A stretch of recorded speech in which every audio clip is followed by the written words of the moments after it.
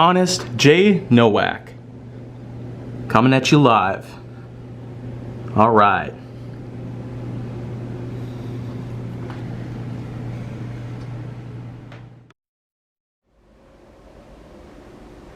A pleasure to meet y'all at last, and welcome back to Honest J. Nowak Graphix.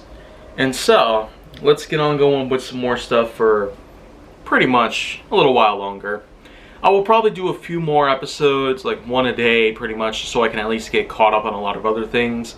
And so, let's get on going with another amazing pick that I managed to get into my top 20 best PS4 games countdown video. Kingdom Hearts 3. This is another fine example of Square Enix basically taking certain franchises into account and basically blending them all together for a win-win type of scenario. Except this is, of course, an in real life sort of thing in hand. And Kingdom Hearts 3, released in 2018, 13 years after that of Kingdom Hearts 2, and 16 years after Kingdom Hearts 1. Kingdom Hearts 3 being that it took quite a while to come out, whereas the other two pretty much didn't take very long to come out. I mean, it probably does make sense after all. Disney themselves has had a lot of history with taking a long time to make sequels because they've had a lot of other distractions by their own hands.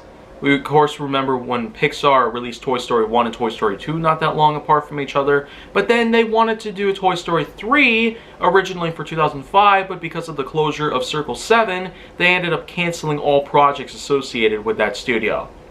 Then of course, they got back up on their feet.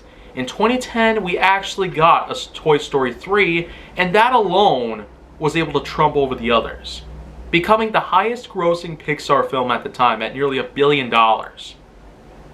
Which is incredible, by any means. And it's appropriate too, being that we waited a long time for a third Toy Story. And then of course we had to wait a similar amount of time for a Toy Story 4, and that of course grossed well over $1.5 billion in the box office. Which is even better. Like, there could be nothing even remotely made up about this. But still, I will go as far as to say that Kingdom Hearts 3, being that it came out before a lot of things out there did, Toy Story 4, Frozen 2, they both came out throughout 2019, and Kingdom Hearts 3 was released just months from those films' releases. And even though that there were some things highlighted throughout the previous years, the announcements and all that got to put into place, some production designs, some sneak peeks and behind the scenes sort of things, a lot of things have been pretty much shown way before the actual releases of some of these films. But yet Kingdom Hearts 3, it at least does go as far as it possibly can to highlight the many different things out there relating to these franchises. It is, of course, what you think it is. A main sequel to that of the entire Kingdom Hearts franchise. It's a massive series, with over 20 games in total, across tons of different consoles. The Game Boy Advance, the Game Boy SP, PlayStation 2, 3, and 4, so that's just pretty much 5 right there. And not to mention most Microsoft and even Nintendo consoles, even to the present day. So it does seem that for a Square Enix series, which of course you remember when back then they were called Squaresoft, especially up until the point where in the 2000s they changed with Enix after a few changes had taken place with the company itself. But above all that, Kingdom Hearts 3 is probably the best of the best that we can get in the entire series.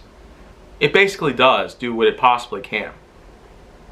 Because first of all, the story itself. It of course continues on with pretty much everything we've ever possibly seen within all of the previous incantations taking place. A lot of the lore that has already been circulated has pretty much already been caught up. If you're very much into the story itself, and if you've already learned all that has happened so far between Sora, Donald Duck, and Goofy, and all the others so far, then well, it's perhaps about time that you probably get into Kingdom Hearts 3. I myself have gotten to know about it thanks to Cinemassacre Video and their Angry Video Game Nerd episode, which talks about the entire series from 2002 to the present. So I practically got brought up to speed very quickly before I even tried to play Kingdom Hearts 3, which of course didn't happen until December 2020, alongside Ghost of Tsushima and NHL 20, and some others pretty much. But when I first started playing Kingdom Hearts 3, I was pretty intrigued at what I would potentially find out. After having to wait for quite a while to be able to get it into my queue to play next, pretty much, I actually was pretty surprised at what I was able to find.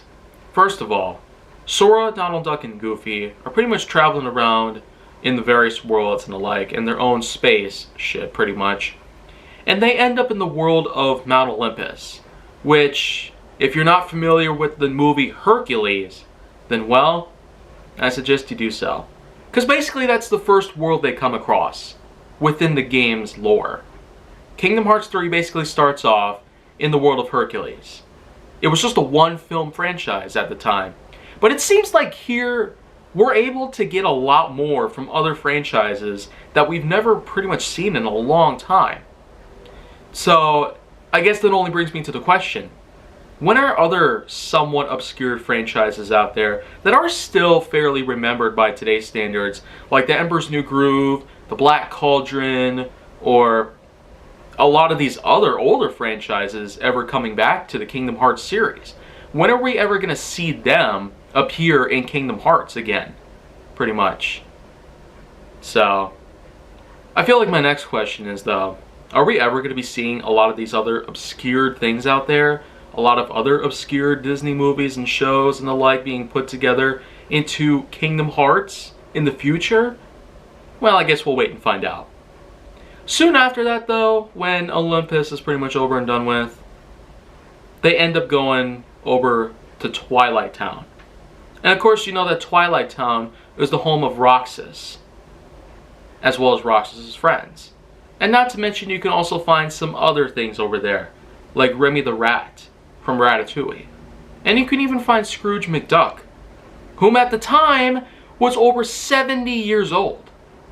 Now, I mean, the timing is still a little bit fresh. It's a little over 70 years old when the game came out, so Scrooge McDuck has had quite a lot of mileage.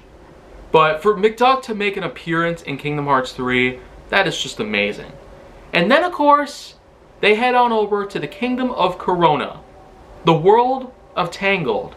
So that's another Disney franchise that finally gets implemented into a Kingdom Hearts game.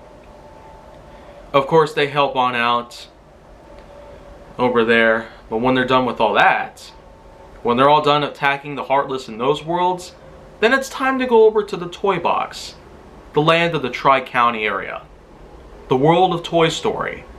Yeah, like I said, this was months before Toy Story 4 even came out. And I guess what makes it a little bit more perplexing is the fact that the Toy Story sort of aura that we get out of there in Kingdom Hearts 3 actually feels a lot more like how it would be between Toy Story 1 and 2. Because, well, first of all, 1225 Sycamore Lane, which is basically Andy's house, throughout the majority of the remainder of the Toy Story franchise up until this point, is basically what's there, pretty much. So it had to have taken after the first movie. That's probably my best guess here. I'm not necessarily sure about the lore entirely. I'd probably have to go look into that. But anyways, like I said, Kingdom Hearts 3's incantation of Toy Story into the game itself feels like something that happened between parts 1 and 2, pretty much. I don't pretty much know if you catch my drift. And then, of course, up until the point where I was already done getting all the footage I could ever possibly have for the series of Gaming with Kaiju Force Neo that I'm ever going to possibly have. Like, the 2-hour specials, mainline Season 7 and the like, and who could ever forget I also had the emergency stockpile where Kingdom Hearts 3 makes an appearance there. So you can already find footage over there, but the last world that I pretty much went in was the world of Frozen. Yeah. This is another case where Frozen was going to have a sequel, but not until only months later after the game was released. I tell you, less than a year later, there was a Frozen 2 out in theaters. November 2019, in contrast to the game's release, not even a year before then. So, like I said, I'm not really complaining about it. I mean, it's great to finally have a lot of these franchises implemented into a Kingdom Hearts sequel. I mean, think about it. You got the worlds of Hercules, Tangled, Toy Story, and Frozen, all put together into one. And not to mention certain cameo appearances like Scrooge McDuck, Ratatouille, and some others here and there pretty much. And of course, you even got yourself some main antagonists for Sora, Donald Duck, and Goofy to face. And that, of course, would be Maleficent, as well as a rival to Goofy called Rudy, pretty much. So, I mean, that's a pretty good, startup selection. But, as I've said before, though, Frozen, the world of Frozen, by the time I got to the end boss in there, that's pretty much where I lost, all of my sense to continue, pretty much. So, right after I had lost to the last boss in that stage, in that world in particular, whom of course is known by the name of Skrull, that's pretty much when I stopped. So, I didn't go any further after that. So, I basically went through Olympus, Twilight Town, Kingdom of Corona, Toy Box, and then yeah, it's just weird. The world of Frozen, pretty much. So, in total, that's 5 worlds that I've been to in the entire game. Plus a lot of things that happen in between. Including cutscenes, including the travelings that happen in between, which of course take place inside a spaceship that you can customize yourself. So, I didn't really go too far on that because I suppose I just wasn't really willing to. But anyways, I stopped at Frozen, pretty much. I didn't go any further, but I basically looked into it by looking up walkthroughs, and it turns out that if I were to continue playing, I would have gone through other worlds as well, like the world of Big Hero 6. This is another franchise that is getting implemented into Kingdom Hearts. And then you also got Pirates of the Caribbean, and then Winnie the Pooh. Wow. Now that's amazing. Big Hero 6, Tangled, Toy Story, Frozen, Winnie the Pooh, Pirates of the Caribbean, and Mount Olympus with Hercules. That's incredible. All these worlds put together into a single Kingdom Hearts sequel all at once. That is just amazing if you ask me. It's almost overwhelming. Just me knowing the fact that Square Enix is coming back with a huge surprise following behind them. For 2018, Kingdom Hearts 3 is just simply amazing. For all the things that take place. I couldn't even make this up. It is just the most amazing sequel that I've seen in Kingdom Hearts so far. And there's been a lot of talks on what a Kingdom Hearts 4 would be like. Except I can pretty much expect that to take a long time to make. But you know what probably would be even better than this?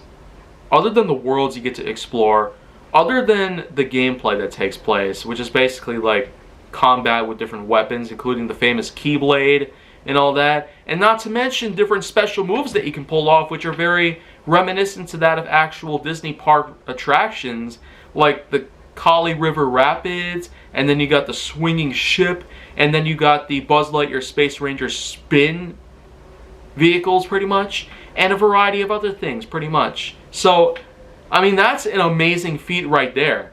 And who could ever forget? Special attacks of all sorts, taken from the actual franchises themselves. These developers and coders and publishers knew exactly what these franchises were from the start. And they knew how to implement it into a video game so well. It's almost the ultimate crossover to me. I am just amazingly well put together at a mental level. For a 2020 title, pretty much that I played in 2020, that is, that's really saying a lot. That was one of the most satisfying things that I had ever seen in my life. 2020 is a good year. Period. 2021 is what sucks. So bad that it's the worst year of all time. There was absolutely no making this up. Ever. Man. I'm just that happy. I almost feel confident enough that I could go back and play it again, but Kingdom Hearts 3, I have to say, unfortunately, I won't. I'm already way too busy with a lot of other things, and besides, I even plan on retiring from gaming forever, just to focus on other things for my work. A lot of more important things for my work. But you know what though? Sora, Donald Duck, and Goofy all being voiced by familiar actors. You got Bill Farmer and Tony Anselmo voicing Donald Duck and Goofy, just like they have for a long time. And who could ever forget? You have the Sixth Sense child actor, Haley Joel Osment, playing Sora. Like, this has been... It's just probably one of the most satisfying reviews I might have ever had to do on an HJN episode. For me to be talking about a 2018, 2019, 2020 series that has been going on, with the game's first release, and then the game's initial conflict with the rest of the franchise, and then of course with me picking up a copy by the end of 2020 and playing it, and probably being very satisfied that it's no wonder why it's a part of my top 20 best PS4 games countdown. There are tons of reasons behind it. So, I mean, if it weren't for how insanely difficult it was at a lot of parts, a lot of frustrations taking place, a lot of controls having to not be so responsive at times, I would probably rank it even higher than so many other titles. But that's probably not going to happen, and you darn know well that that's true. So, anyways, you know what? This has been a really long HJN episode, but anything to pretty much talk about one of the greatest Square Enix games ever, this one might be the best. But if it weren't for a handful of others out there, Final Fantasy VII Remake, oh my gosh. The best remake of any video game in the world. And definitely the best Square Enix game, period. I'm not joking around with this stuff. Ever. But still, you know what? I'm saving that one for last. I mean, I'm way too excited to be talking about that right now. But anyways, if you want to see more, go down to my channel, then make sure that you like, subscribe, comment, follow me on social media, and stay on the Hollywood side. Oh my gosh.